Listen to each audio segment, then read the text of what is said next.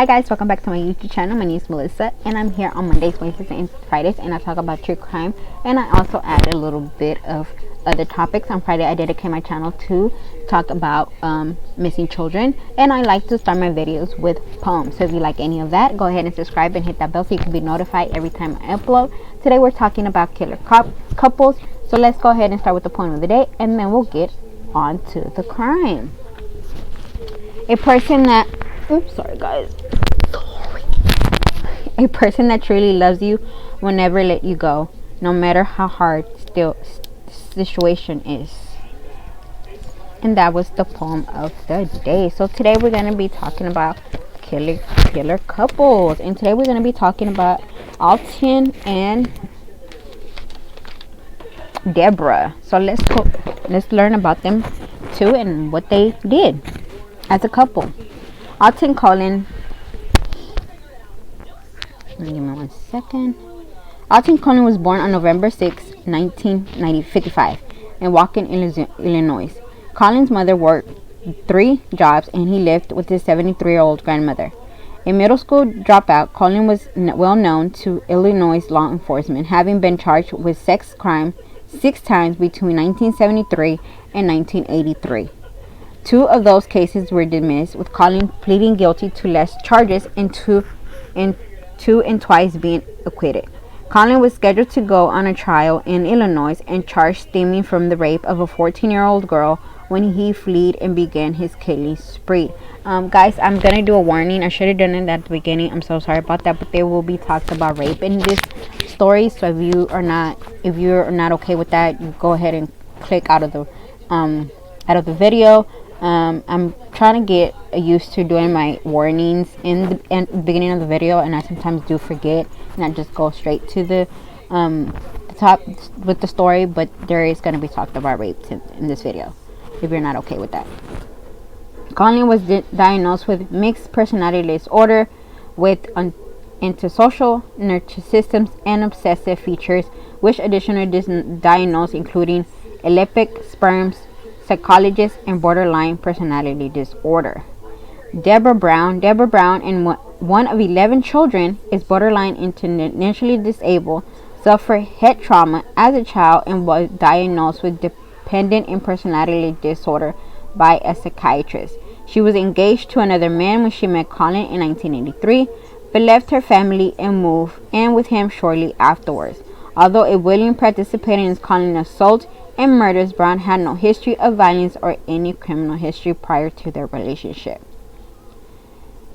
Wisconsin, Illinois. Colin and Brown committed their first murder when they killed a 9-year-old Verna Wheat from Kenosha, Wisconsin. After Colin had befriended her mother, Juanita Wheat, he abducted Verna and took her to Wisconsin on May 29, 1984. Vernita's body decomposed corpse was discovered on June 19th in an abandoned building 4 blocks from Colin's grandmother's apartment. It was determined she had been raped and the cause of death was illegal strangulation.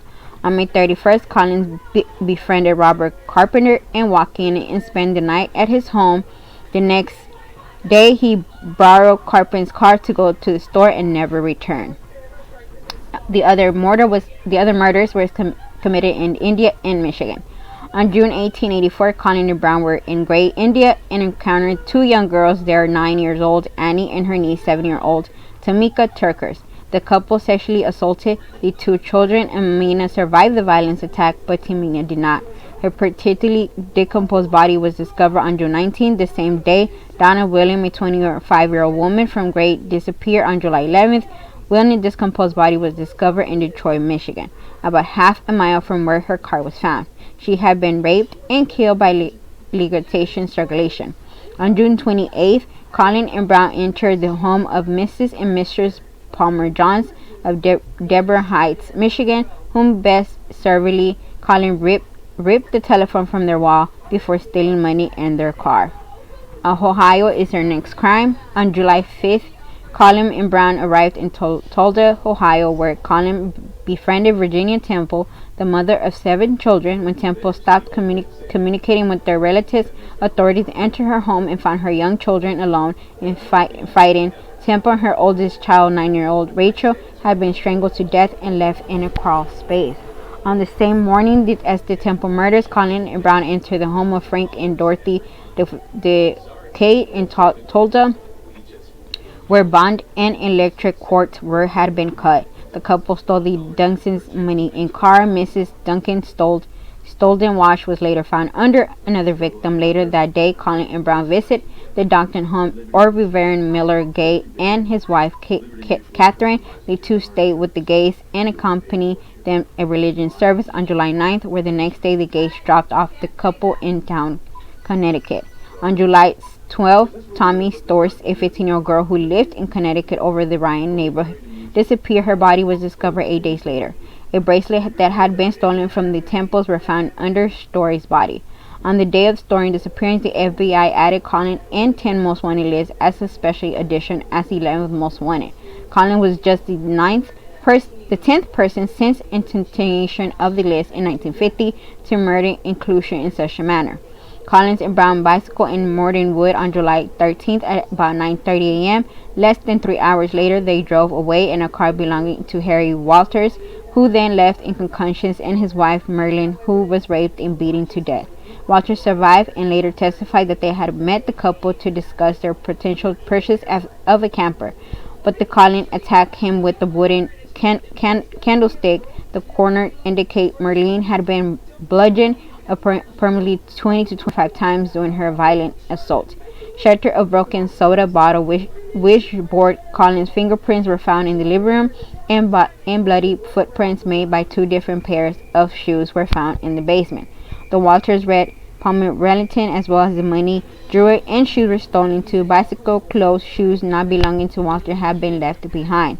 Kentucky returned to Ohio, Illinois, and India.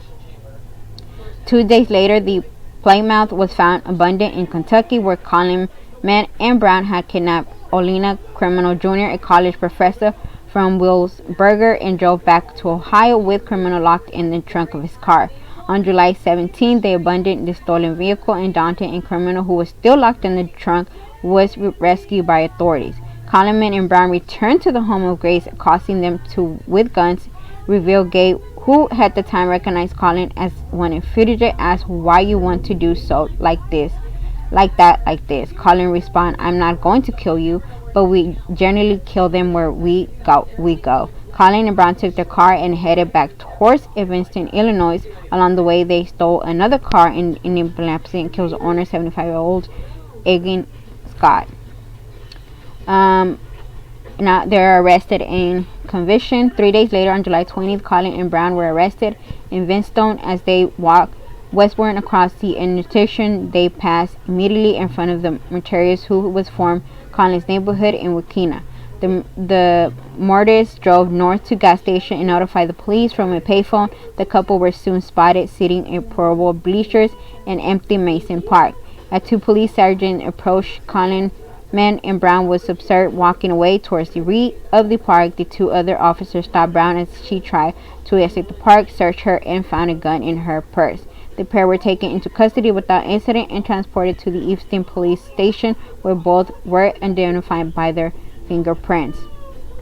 As Colin was strip searched, a steak knife was found between 2 pairs of sweat-stuck socks he was wearing. A shopping bag full of various t-shirts and caps were found. The couple possession officers learned that the pair stopped every 3 to 4 blocks as they walked and changed shirts and caps.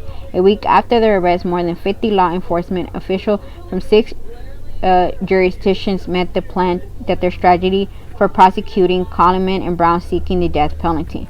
For Colin and Brown, Michigan was quickly ruled out because it did not employ capital punishment.